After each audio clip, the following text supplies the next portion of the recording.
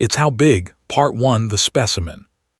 The research vessel hung silent in the darkness above Earth. No human could see it. The ship was cloaked, invisible to every scanner and telescope on the planet below. Inside the vessel, thousands of alien scientists worked on their experiments and observations. They studied everything. They measured everything. They believed they understood everything. Doctor walked through the corridors of the research station with confidence. She was one of the galaxy's finest. Her career stretched back decades. She had studied 50 different species. She had written 300 research papers. She had become famous in the Galactic Federation for her work on primitive civilizations. To her, Earth humans were just another species to catalog. Nothing special, nothing remarkable. The containment facility was cold and white. Large transparent barriers divided the space into separate chambers. Most chambers were empty. One chamber held something alive. One chamber held something from Earth. David Lambert stood in the center of his chamber. He was 32 years old. His brown hair was disheveled. His military uniform was torn from his crash landing. 6 days ago, he had been piloting a secret aircraft for the United States military. The engine had failed. He fell from the sky. He lost consciousness. When he woke, he was here in this chamber, surrounded by creatures that were not human. David did not panic. Panic was the enemy of survival. His military training taught him to observe, to think, to stay calm. He watched the aliens moving around him. They looked nothing like humans. They were tall and thin. Their skin seemed to shimmer like water. They moved with precise, perfect movements. No wasted motion. No unnecessary gestures. The aliens stared at him through the transparent barrier. They made sounds that David did not understand. Their sounds were clicks and hisses and tones that human ears could barely hear. They pointed devices at him. The devices measured things. Light passed through them. Energy scanned him. Information was collected. Doctor approached the barrier. She stood only inches away from David. Her large black eyes studied him carefully. She did not look impressed. She looked bored. She looked like a teacher looking at a student she had seen 1,000 times before. "Activate the scanning protocol," she said to her team. Her voice was smooth and cold. The scientists moved quickly. They turned on machines. The machines hummed and buzzed. Light surrounded David's body. He felt nothing, but he knew something important was happening. He stood still. He did not move. He did not resist. The scanning continued for 3 hours. David stood motionless for 3 hours. His legs ached. His back hurt. He had not eaten. He had not drunk water, but he did not complain. Complaining would show weakness. Finally, the scanning stopped. The light faded. David saw the aliens gathering around a screen. They looked at the data. They looked surprised. They looked confused. They looked again. They made more clicking sounds. Their tone seemed different now. Less bored, more interested. Doctor turned to her lead assistant, a young scientist named. "Review these results. Something is not correct." Moved his thin fingers across the data. Numbers and charts appeared and disappeared. He made clicking sounds of confusion. "The readings cannot be accurate, Doctor. The device must be malfunctioning." Walk to another machine. Activate the secondary scanner. Run the complete biological analysis. For 6 more hours, David Lambert was scanned. Every machine on the station focused on him. Machines that measured his bones. Machines that counted his cells. Machines that analyzed his blood. Machines that studied his organs. Machines that examined his brain. Machines that looked inside him in ways David did not fully understand. The data came back. All the machines agreed. The first scan was correct. Something extraordinary was wrong. David's heart was too strong. His bones were too dense. His muscles were too efficient. His blood chemistry was wrong. His organ function was impossible. His brain showed patterns that did not match his technology level. Everything was backwards. Everything was contradictory. Everything was impossible. Stood at the main console and stared at the results. She said nothing for a long time. Around her, the other scientists waited. They did not speak. They did not move. They had learned not to interrupt their senior scientist when she was thinking. "Increase the testing parameters," finally said. "I want to understand what we have here. This specimen should not exist." She turned to look at David through the transparent barrier. For the first time, she did not look bored. She looked confused. She looked fascinated. She looked afraid. David looked back at her. He had watched the scientists work. He had noticed that their movements, while precise, were limited. They could not twist their bodies. They could not bend their spines the way humans could. They did not have the flexibility that humans possessed. They did not have the endurance. They did not have the adaptability. These creatures were advanced. Their technology was beyond anything David could understand. But they were not designed for survival in harsh conditions. They were designed for control, for precision, for order. They were creatures that depended on their environment to be exactly as they needed it. David, on the other hand, was a creature from a harsh world. Earth was dangerous. Earth was violent. Earth was unpredictable. Humans had survived on Earth for millions of years by being flexible, by being adaptable, by being strong in ways that could not be measured by their technology level. As the evening came to an end and the scientists left the containment facility to rest, David sat in his chamber. He thought about his family. He thought about his wife. He thought about his son, Thomas, who was only 5 years old. He thought about home. But he also thought about survival. He thought about these creatures and their ships and their weapons.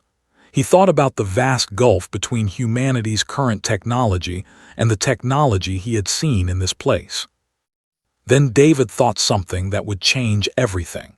He thought about what happened when an inferior species learned too much about its superior. He thought about what the galaxy would do if it learned that humans were something more than they appeared to be. He thought about the strange power he now held. He was a prisoner. He was captured.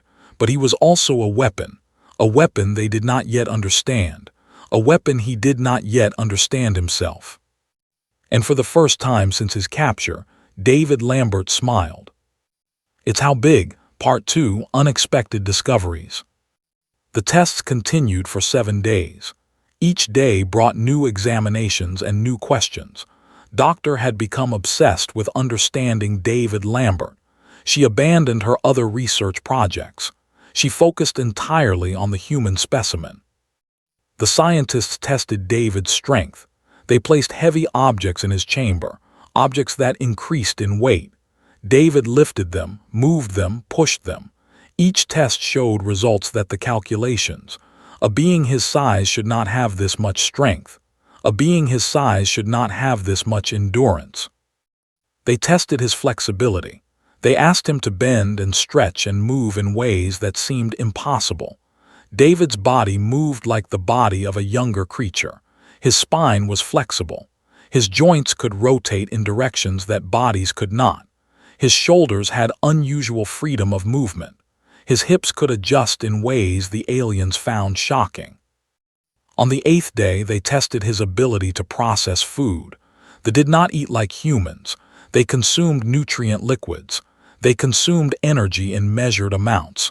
They did not require variety. They did not require taste. But David required food. He required water. He required nutrients that were different from their standard supplies. Doctor ordered her team to provide him with samples from the ship's biological gardens. She wanted to understand how his digestive system worked. David ate the plant materials. His body processed them efficiently. His stomach broke down the material. His intestines extracted nutrients. His body used the energy. And his body did something they did not expect. His body created resistance. His body learned. The second time David ate the same plant material, his digestive system worked faster. The third time, even faster. His body was adapting to new foods. He was becoming stronger from materials designed for different biology entirely. Reviewed the data with growing concern. His metabolic rate is not decreasing. It is increasing. His body is becoming more efficient. Studied the charts. Perhaps that is because he has not been fed since his capture. Perhaps he is simply storing energy. No, said. Look at the absorption rates. His small intestine is adjusting its structure. His stomach is producing different acids. His body is chemically adapting to new food sources in real time. This is not storage. This is evolution. This is adaptation happening in days rather than generations. The psychological tests began on the 10th day. They wanted to understand if David's intelligence matched his physical abilities. They gave him puzzles, complex puzzles that required logic and problem solving. David solved them quickly. The scientists increased the difficulty. Still, David solved them. They presented him with ethical scenarios, situations where he had to choose between two difficult options. David thought carefully. He gave answers that were thoughtful. He gave answers that showed wisdom. He gave answers that surprised the scientists. Doctor interviewed David herself for the first time. She spoke slowly in careful, precise English, words she had learned from human broadcasting signals captured years earlier. "Why do you not fight?" she asked him. "We have captured you, we hold you prisoner. Why do you cooperate?" David looked at her carefully. He understood that his survival depended on his answers. "Because fighting would not help me. Because I am outnumbered. Because I do not know what you want. Because I am still alive, and that means there is hope." Was quiet. Those were not the answers she expected. "Do you not fear us?" "Yes," David said simply. "I fear you, but fear makes me think clearly. Fear keeps me alive." The next day brought the pain tolerance tests. The scientists explained they would apply increasing levels of pain stimulation to measure David's responses. David agreed. He knew he could refuse, but refusal meant they would do it anyway. At least this way, he could prepare. They attached devices to his arm. The devices sent electric pulses through his body. The pulses started at low levels. David felt them, but they were not painful. The levels increased. The pulses became uncomfortable. David's heart rate increased, but he did not scream. He did not beg them to stop. The levels increased again. Now the pain was real. David's muscles contracted. Sweat formed on his skin. He clenched his teeth, but still he did not scream. The scientists watched and measured and recorded. They measured his pain response. They measured his heart rate. They measured his brain activity. And they measured something else, his healing. When the test ended, they removed the devices. David's skin showed red marks where the electricity had burned through his surface layers. The scientists watched as David's body began to repair itself. Within hours, the redness faded. Within a day, the damage was almost invisible. Within 2 days, the damage was completely gone. Studied the cellular scans of David's healed skin. She saw something remarkable. The cells were not just healing. They were healing better than before. The scar tissue was stronger. The new skin was more resistant to damage. "His body learns from injury," said to her team. "Each time he is harmed, his body becomes more resistant to that harm. This is not weakness. This is a survival mechanism." She began to review everything they knew about Earth. She looked at the planet's data. The gravity was higher than most habitable worlds. The atmosphere had increased oxygen. The planet's magnetic field was strong and unstable. The weather was violent. Storms happened frequently. Earthquakes shook the surface. Volcanoes erupted. Dangerous animals hunted humans. Earth was a world that killed the weak and strengthened the strong. Humans had not evolved in a safe, stable environment. They had evolved in chaos. They had evolved under constant threat. They had evolved to be adaptable, flexible, resilient, and strong. For millions of years, Earth humans had been tested by nature itself. Only the strongest survived. Only those who could adapt lived long enough to have children. Only those who could learn from their mistakes passed on their genes to the next generation. And now, one of these creatures sat in her containment chamber. One of these creatures was showing abilities that should have taken a species with advanced technology decades to develop. On the 15th day, received a message from her supervisor. She was to complete her analysis and submit her report. The Federation Council wanted answers. They wanted to know about the Earth specimen.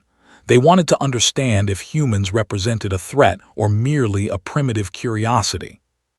Did not know how to answer that question. She no longer believed humans were primitive. She no longer believed they were ordinary. She no longer believed they understood what they had captured. She also no longer believed she understood what she was studying. That night, Doctor sat in her quarters and thought. She thought about her career. She thought about her certainty. She thought about everything she believed she knew about species development and biological potential. Then she thought about David Lambert, the human sitting in the chamber below her, healing from wounds faster than should be possible, adapting to alien food faster than should be possible, solving problems faster than should be possible.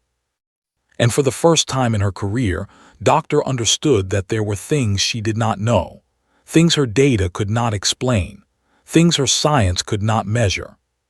There were things about humanity that she was only beginning to understand. It's How Big, Part 3, The Incident. By the 22nd day of his capture, David Lambert had settled into a routine. He woke early. He exercised in his chamber to keep his body strong. He ate the food they provided. He participated in the tests. He cooperated with the scientists. Doctor had changed her approach toward him. She no longer treated him like a simple specimen to be measured and discarded. She spoke to him during the tests. She asked him questions about Earth. She asked him about his life. She asked him about his family. David answered carefully, providing information while learning more about his captors. He learned that they had existed as a spacefaring species for over 10,000 years. He learned that they were part of a massive galactic federation with hundreds of different species. He learned that Earth was not known to the Federation. Earth was not contacted. Earth was not recognized as a species worth acknowledging. "Why are you so interested?" David asked during one examination. Paused. For a moment she looked uncertain. "Because you should not be what you are. Because my science says you are impossible. Because I need to understand why." On the morning of the 23rd day, alarms filled the station. Red lights flashed in the corridors. The scientists moved with urgency and fear. Something had happened. Something was wrong. David felt the ship change direction. He felt a new vibration through the floor. Something else had come to the station. Something had arrived. An hour later, Doctor came to David's chamber. She looked stressed. Her usual calm was gone. "Another human has been captured. She was taken from a space station orbiting Earth. She is not cooperating." In the chamber next to David's, scientists placed a young woman. She was perhaps 28 years old. Her name was Monica Price. She was an engineer who worked on human space stations. She had been studying something when the alien ship took her. Monica did not understand what was happening. She did not know about David. She only knew that creatures that were not human had taken her from everything she knew. She panicked. She screamed. She attacked the scientists who tried to approach her. She threw objects at the transparent barrier. She raged and fought with every bit of strength she had. The lead security officer, commander, arrived at the containment facility. He was different from the scientists. He was larger. His movements were more aggressive. His purpose was control, not understanding. "Sedate the specimen," he ordered coldly. The scientists began preparing a medication. They calculated the dose based on David's body mass and biology. They created a formula that they believed would make Monica unconscious for 12 hours. David watched them prepare the injection. He watched the amount of liquid. He watched the concentration. And he understood something that they did not. Their calculation was based on their own biology. They had created a mathematical model based on species similar to them. But Monica was human. Her body was not like theirs. The dose was too strong. Monica would not simply sleep. Monica would die. David made a choice in that moment, a choice that would change everything. As the security officer approached Monica with the injection, David threw himself against the transparent barrier. The barrier did not break, but the force was enough. The officer startled, his attention diverted for only a second. It was enough time. David threw himself again, and again. The barrier held, but his determination was clear. The security officer turned toward David instead. Control the specimen. Scientists rushed toward David's chamber. They prepared to calm him. They prepared to restrain him. And in that confusion, David achieved what he wanted. Monica, confused and terrified, looked at him. In her terror, she made eye contact with the only other human on the station. Something in David's expression was different from the creatures around her. Something was familiar. Something was human.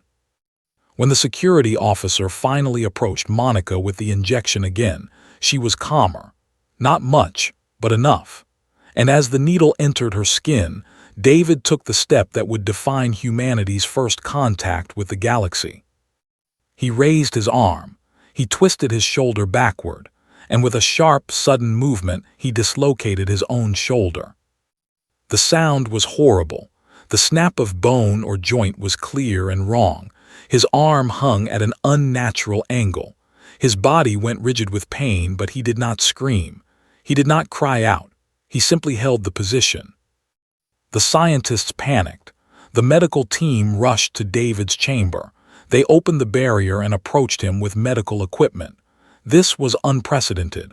This was dangerous, but David's actions had saved Monica's life. The medical team scanned his shoulder. They prepared treatments. They believed the injury was severe. Then David did something more remarkable. While the scientists were still preparing to treat him, he reached up with his other arm. He gripped his dislocated shoulder, and with a controlled motion, he popped it back into place himself. The scientists froze. That should not be possible. That should not happen. A dislocated shoulder should require advanced medical treatment. It should cause permanent damage. It should leave the patient in unbearable pain.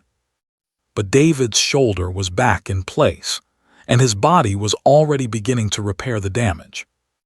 Doctor arrived minutes later. She ordered complete scans of David's shoulder. She wanted to understand what had happened. She wanted to understand how this was possible. The scans showed something extraordinary. David's shoulder was healing already. The cellular repair was beginning. The damaged tissues were being rebuilt. The bones were beginning to fuse. His body was not waiting for medical treatment. His body was treating itself. But there was something more, something the scans revealed that made go very still.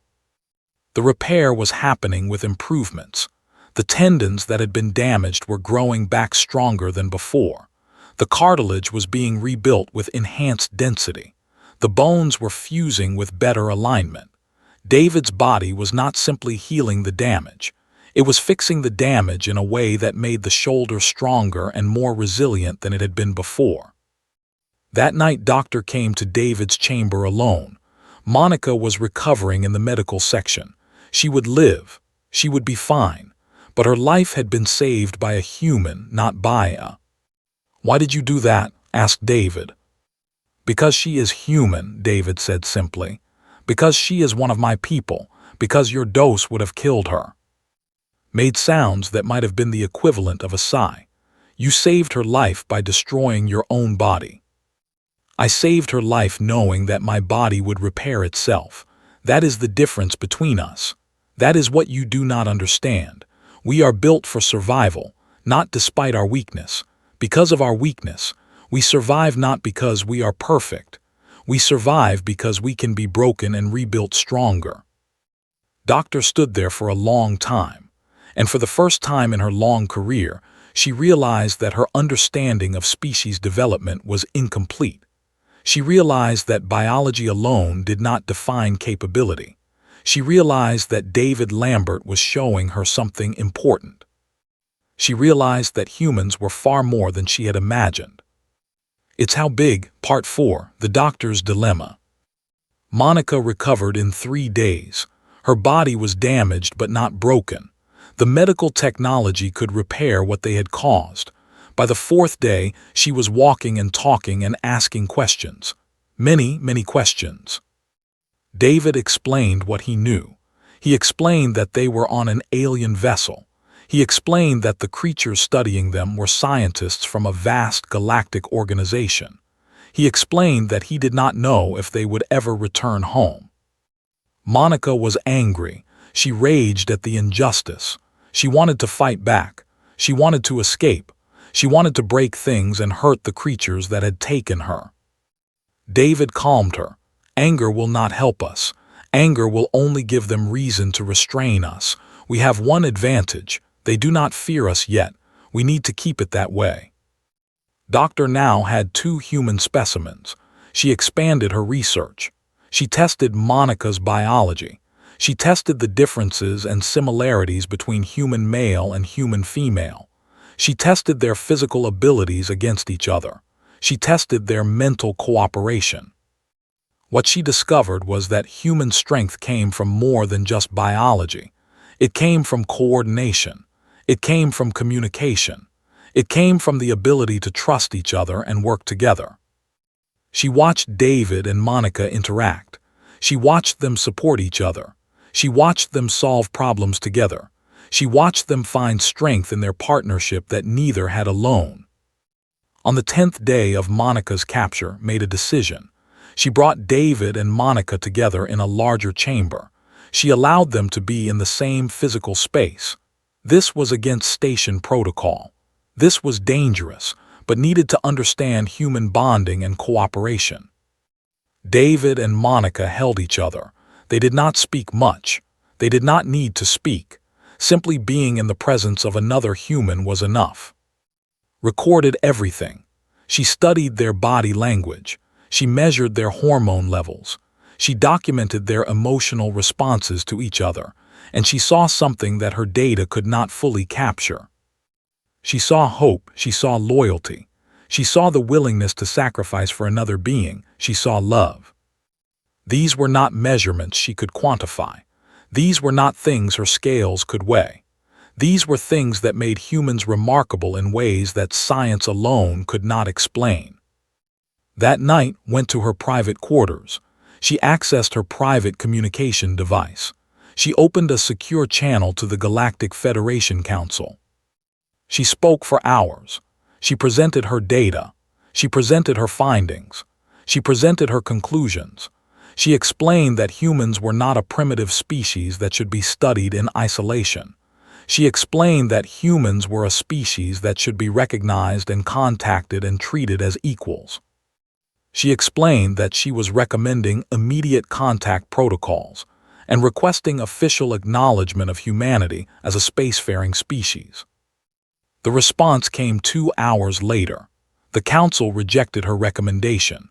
They said that humans were too violent. They said that humans were too unpredictable. They said that humans had not developed interstellar technology on their own. They said that contact was premature. They said that further observation was needed. The Council also said something else. They said that Commander would be taking over the research project. They said that services were no longer needed. They said that she should prepare her data for transfer. She was being removed from the project. Felt something unfamiliar, something that humans might call anger, something that humans might call injustice. She felt the wrong of her removal. She felt the wrongness of the Council's decision. She went to David's chamber. She went alone. She dismissed the security guards. She opened the barrier between them. For the first time, she and David were truly face to face, with nothing between them. "I have failed you," she said quietly. "I have failed your entire species. The Council will not listen. They will not acknowledge you. They will keep you in isolation until they decide what to do with you." "Why did you try?" David asked. "We are your prisoners. You gain nothing from advocating for us." Made a sound that was almost like a laugh. because I am no longer certain what I believe, because you have shown me that my understanding was incomplete, because I have learned something that the Council refuses to learn. Humanity is exceptional. Humanity is worth protecting. Humanity is worth fighting for. David understood then what she had done. She had risked her career. She had risked her position. She had risked everything because she believed in what she had discovered. "Help us escape," David said. "If the Council will not listen, then we will make them listen." Was quiet. To help them escape would mean betraying her own people. It would mean violating her oath to the Federation. It would mean becoming a criminal. But the Council was already becoming criminals, she realized. They were becoming criminals by ignoring truth. They were becoming criminals by choosing fear over understanding. "I will help you," she said. "But first we must understand the station's weaknesses. We must plan carefully. They are not weak, but we are not warriors. We are scientists. We are people of order and control. If you can make us lose control, you can escape." David nodded.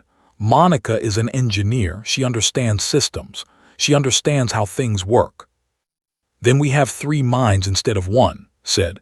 "The 3 of us can accomplish what one of us cannot." Over the next several days, they planned. Monica studied the station's systems. David studied the security patterns, provided them with information about the ship's vulnerabilities.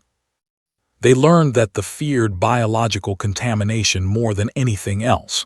Their immune systems were highly specialized. They could not adapt to new pathogens quickly. They depended on environmental control to keep themselves safe. They learned that the station's communication array was in a section of the ship that was less heavily guarded. Monica believed she could access it if she could get there without raising alarms. They learned that Commander was planning to have transferred to another station in 3 days. If they were going to escape, it had to be soon. On the evening before scheduled departure, they executed their plan. Monica feigned an illness. She cried out in pain. She acted as though she was suffering. The medical team rushed to her chamber. The moment the door opened, David and Monica moved.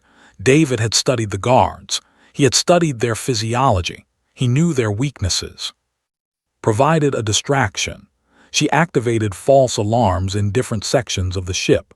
She created confusion and chaos. She used her knowledge of station operations against the station itself. Monica ran for the communication array. David protected her, covered their escape route. And in the middle of the night, 3 creatures from different worlds worked together to do something neither the humans nor the believed was possible. They chose to fight for what was right, rather than what was convenient. It's how big. Part 5 Recognition. The alarms screamed through the station. Red lights flashed in every corridor. The security team moved quickly toward the disturbances that Doctor had created throughout the ship. But they moved too slowly. They moved with precision, but not with the adaptability that the situation required. Monica reached the communication array first. Her hands moved across the controls. She did not hesitate. She did not second-guess herself. She had spent her life understanding human systems and technology. The technology was different, but it followed the same basic principles. Input, process, output. She found the main frequency transmitter. She found the secure channel that led to Earth. She connected it to the data core that held Doctor's complete research files. Then she activated the transmission. Gigabytes of data flowed across the galaxy. Every scan David had ever endured, every test he had ever passed, every measurement of human biology, every analysis of human capability, every conclusion that Doctor had reached about the species called humanity. The data traveled through space. It crossed the distance between the ship and Earth. It took only seconds. In seconds, everything changed. But Monica did not stop there. She transmitted a message with her voice. She spoke clearly and directly. "This is Monica Price, NASA engineer, Earth Station 1. I am sending you classified data about human capabilities. I am sending you the research of I am sending you evidence that humanity is something extraordinary. Please receive this transmission. Please distribute it to every human government. Please tell the world that we are not alone. Please tell the world that we matter. The transmission completed. The data had been sent. There was no taking it back now. Behind Monica, David was running. Behind David, Doctor was running. Behind all of them, Commander and his security team were closing in. Appeared in the corridor ahead of them. He was larger than the other. He was stronger. He was faster. His role was to protect the station and enforce order. "Halt," he commanded. His voice was hard and cold. David stopped. Monica stopped. Stopped. They stood in the corridor, faced with the choice that would define the entire situation. For a moment, everything was silent. Then David spoke. "I will not fight you, I will not resist you, but I ask you to listen." Made a harsh clicking sound. "You will be restrained. You will be returned to containment. You have committed an act of sabotage against this vessel." "Yes," David said, "we have done these things, and I do not ask for mercy. I do not ask for forgiveness. I ask only that you understand why we did it." Moved forward. His hand reached toward David with the intention to capture and restrain. But David did not run. David did not fight. Instead, David began to talk. He spoke about Earth. He spoke about the billions of humans who lived on that distant world. He spoke about the mothers and fathers who looked at the night sky and wondered if they were alone. He spoke about the children who dreamed of the stars. He spoke about the soldiers and the scientists and the farmers and the builders who made humanity what it was. He spoke about what it meant to be human, not just biologically, but emotionally, morally, spiritually. He spoke about humanity's journey. He spoke about the long, difficult path from primitive to civilized. He spoke about the mistakes humans had made. He spoke about the violence and the hatred and the injustice. But he also spoke about forgiveness. He spoke about art and music and literature. He spoke about humans choosing compassion over revenge. He spoke about humans choosing to help each other instead of hurt each other. He spoke about a species that could be brutal and kind, violent and peaceful, selfish and selfless, all within the same beings. Listened, the security team behind him listened. Doctor listened. When David finished, he looked directly into his large black eyes. "You can kill me, you can kill Monica, you can delete Doctor's research, but we have already sent the message. The data has already reached Earth. The humans below now know about you. They know about this ship. They know about themselves, and you cannot take that knowledge back." Was quiet. He did not move. For a long moment, nothing happened. Then stepped aside. 6 hours later, an emergency session of the Galactic Federation Council was called. The entire galaxy was in an uproar. Messages had been received from Earth. Confirmation had been made about the existence and location of a human civilization. Most importantly, the data about human biological capabilities had been. The council chambers were filled with representatives from dozens of species. They stood and argued and debated. Some wanted to deny the data. Some wanted to dismiss humanity as primitive. Some wanted to initiate contact protocols immediately. Doctor stood before the council. She presented her research. She showed the data. She explained her conclusions.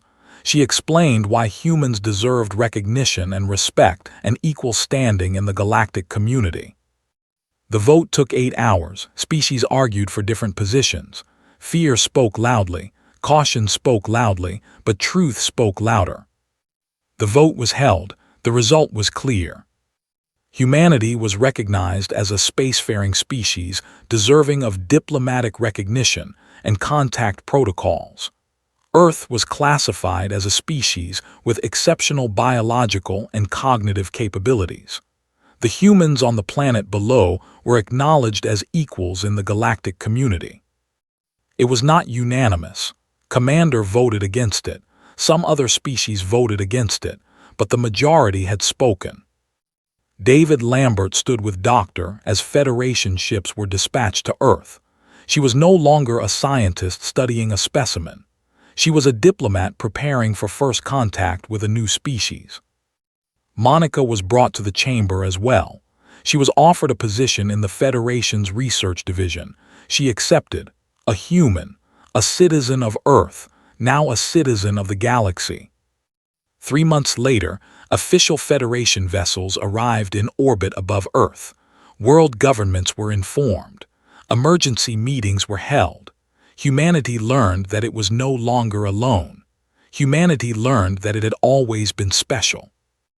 David Lambert was selected as Earth's first representative to the Galactic Federation Council. He stood in the same chamber where species from across the galaxy gathered.